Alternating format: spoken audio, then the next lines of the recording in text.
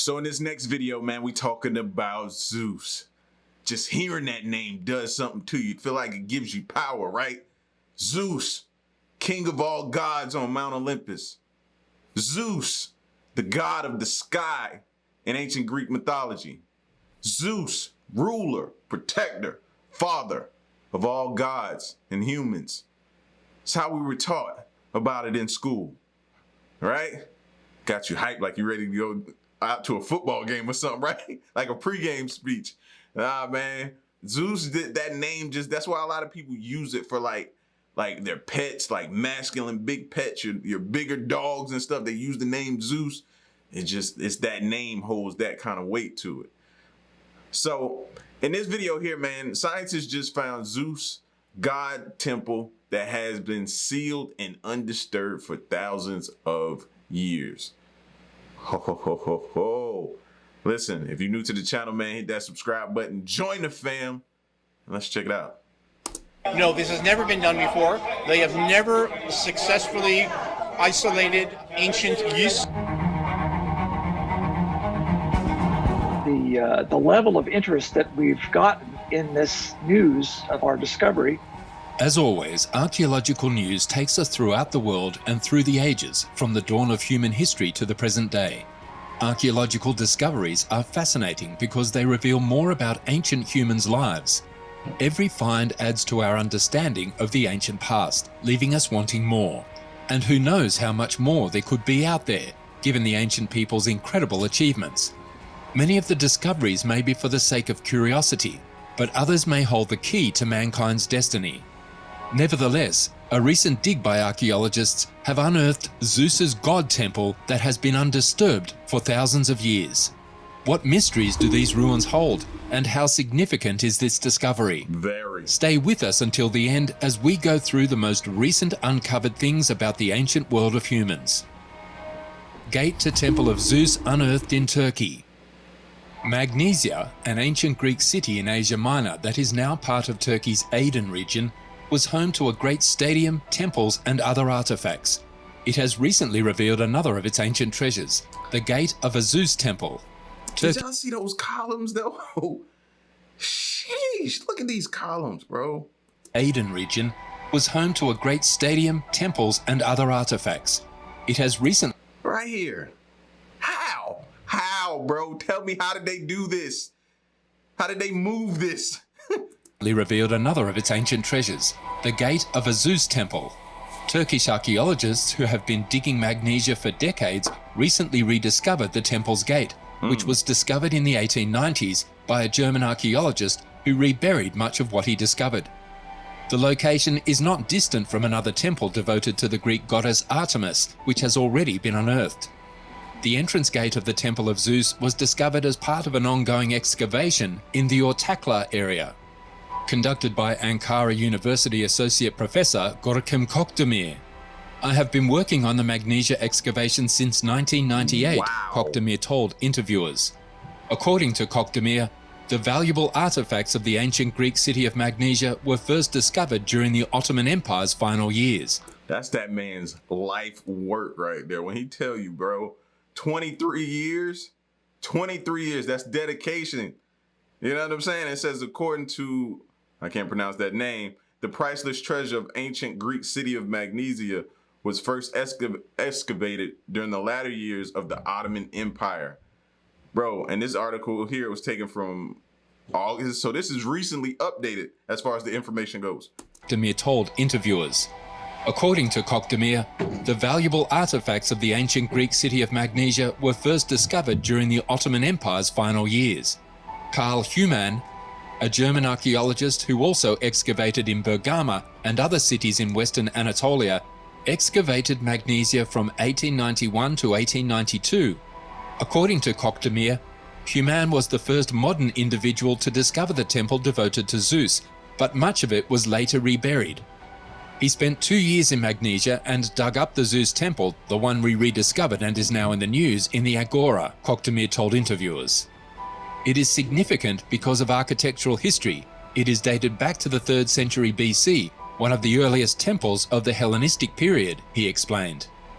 As was common practice in that era, Human simply carted off a significant portion of what he found and gave it to the government of his own country when he excavated the ancient city of Magnesia, which is located in what is now the province of Aden in Turkey. These historical treasures were highly sought after by archaeologists at the time. Hochdemir mentioned that Human had exposed the structural components of this temple and that Human had transported around 10% of the structure to Berlin. He took many goods to Berlin, such as sculptures and inscriptions, along with parts of the Zeus temple. He claims that visitors to the Pergamon Museum in Berlin can witness parts of the Temple of Zeus that stand at an unbelievable height of 5.5 to 6 meters, 18.37 feet today. He bemoans the fact that the structure of the temple has been finished with what he refers to as 90% imitation parts. According to Hochdemir, the Zeus temple is one of the most significant sacred locations in Magnesia and is also one of the most significant temples in the region. There is the Artemis sacred space there. There is also a sacred agora. The Zeus temple is in the sacred agora. It is very significant. It is the second important cult of Magnesia. In ancient... And see, we always talk about how they worship and different things like that. It goes into, in ancient cities, people worship not just one deity. They worship multiple gods back then, or goddesses. It says in Magnesia, the first deity in Artemis and the second deity is Zeus. Multiple. So I want to know, when did that begin to change? You know what I'm saying? Well, technically it didn't, because different religions still exist. People still believe in different things. You know what I mean?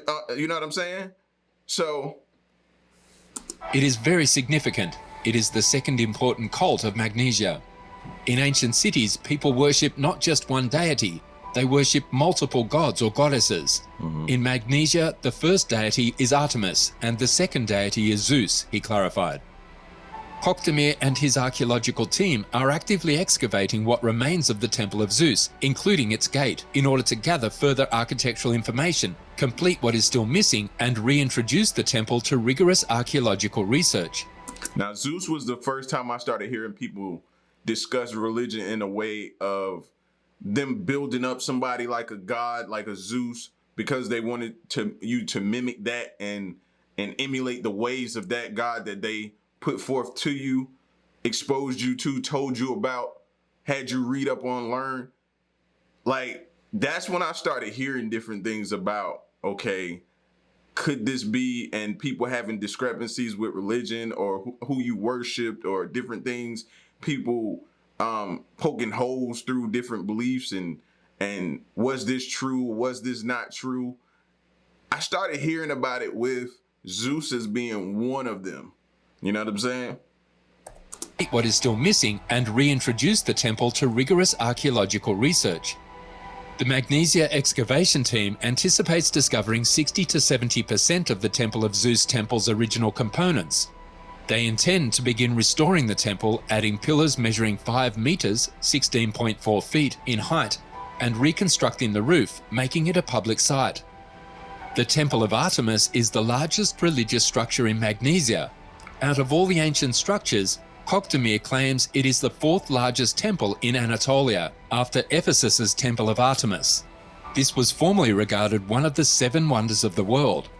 The Temple of Artemis, built by Hermogenes, was his masterwork. According to Hochdemir, one of the reasons Magnesia was so significant in ancient Greece was that in the 3rd century BC, 2,300 years ago, there were games organized that were the equivalent of the most important games in the Mediterranean region, the Delphi Apollo Games. Hochdemir went on to say that there are still numerous sites in Magnesia that must be unearthed. While he and his colleagues anticipate that the Temple of Zeus will be restored to its former splendor in a couple of years, depending on funding, the Hippodrome, with its magnificent capacity of 50,000 spectators, will be the next stop for archaeologists. We may have to wait for 15 to 20 years to completely experience the amazing city that is Magnesia, but it will be worth it, he says passionately. A gruesome relic suggests that the ancient Romans fed their captives to lions. Even though Britain was on the outskirts of the ancient Roman Empire... Wait. Listen to that again, y'all. You know what I mean? Imagine some people still say, I wish I lived back in those times. Do you really? Do you really? Huh? This ain't just you go sit in a holding cell and you come home in a few days or something as soon as you're able to post bond, make bond and bail. This is different, bro, how they handled things back then. Passionately.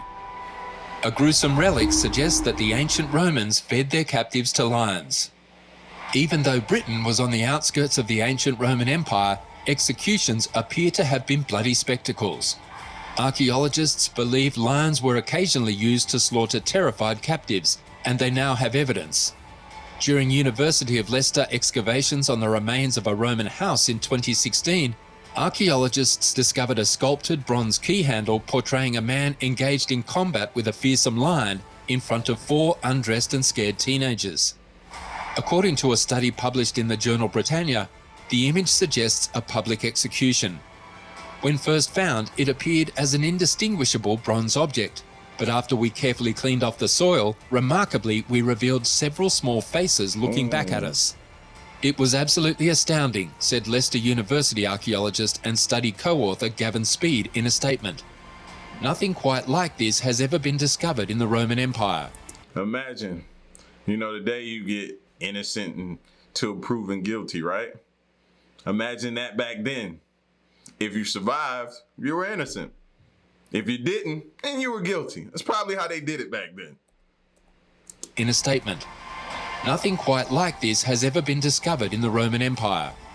The key handle, dubbed the Friar's Causeway key handle after the place where it was discovered, illuminates the brutal character of Roman authority in this province, according to another co-author, John Pearce of King's College London. Criminals and prisoners of war could be thrown to wild creatures under Roman law.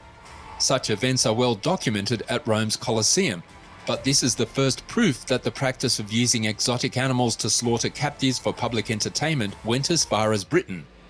According to historians, Rome would have gotten lions from Mesopotamia and North Africa and transported them to the empire's remote reaches via riverboat and wagon. That was slightly worse than being condemned to the mines, which is the other way that prisoners often met their end, said Leicester University archaeologist Nicholas Cooper, the paper's third author. The man battling off the lion on the key handle is most likely a barbarian with his long hair, bushy beard and naked body. The scene depicts the impending death of those conquered by the Romans, emphasizing the futility of battling the all-powerful empire. Archaeologists believe it was created around 200 AD, a century after Roman control was established in Britain. And what gets me, I think the part that still just makes me go like, that's insane, is that people show up to watch this like a sporting event. No tickets sold, but they probably just showed up as their form of entertainment. Like, that don't just make you go like, oh, how? You know what I mean? A lot of people call us barbaric for watching football. Look what they were watching. Of battling the all-powerful empire. Archaeologists believe it was created around 200 AD, a century after Roman control was established in Britain. Excavations in Leicester have also turned up mosaic floors, roadways and a Roman-era theatre. World's oldest brewery built for ancient Egyptian kings. According to Egypt's Supreme Council of Antiquities, which made the revelation on social media, archaeologists have uncovered what may be the world's oldest beer brewery. The ancient brewery was discovered 280 miles south of Cairo by a team led by Matthew Adams of New York University and Deborah Vishak of Princeton University. The ruins are thought to date from the early First Dynastic period, during the reign of King Narmer, 3273 BC to 2987 BC, Egypt's unifier. The brewery was located in a vast desert area that was exclusively reserved for the use of Egypt's first kings, including Narmer, Vishak explained. I want to know what they drank and how it compares to what we drink today for a good time. I want to know how strong it was, what maybe the ingredients that they use. Are our ingredients nowadays a little bit similar? Like what, I want to know, man. You always see those movies and they have those huge cups, you know what I mean? And they're drinking out of them or partaking, as they say. And I just want to know, like, how, that would be a dope video too. Somebody showing like some of the old recipes and different things that they made and how to make them and stuff like that, man. That would be super intriguing to me. Reserved for the use of Egypt's first kings, including Nama, Vishak explained. The brewery site was divided into 8 parts, each measuring 65 feet by 8 feet and containing 40 large clay pots arranged in 2 rows. During the fermentation process, the containers would have housed a mixture of heated water and grain. At any given time, the industrial-sized facility could have produced up to 5,900 gallons. The digs also turned up evidence for the use of beer in sacrificial rites, according to Adams' statement to the council. The brewery may have been built in this place specifically to supply the royal rituals that were taking place inside the funeral facilities of the kings of Egypt. Archaeologists have made significant progress in determining the types of beers created by ancient peoples.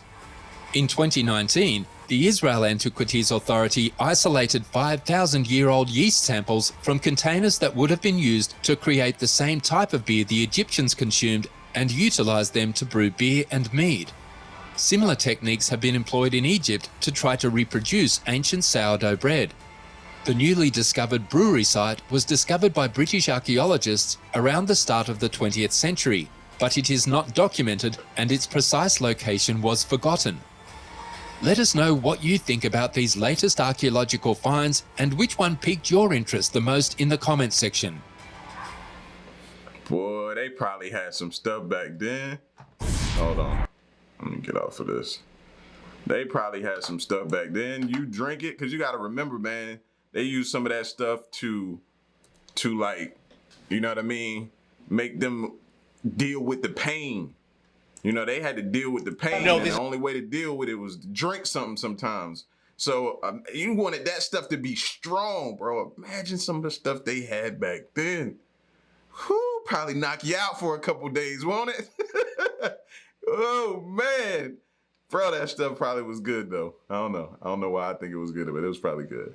Listen, man, y'all get at me in the comment section, man, and let me know what y'all thought of this video, bro. Science has just found Zeus's god temple that has been sealed and undisturbed for thousands of years. Leave a like, comment, share, and subscribe, and stick around and stay tuned, man. Until next one, I'm gone. Peace.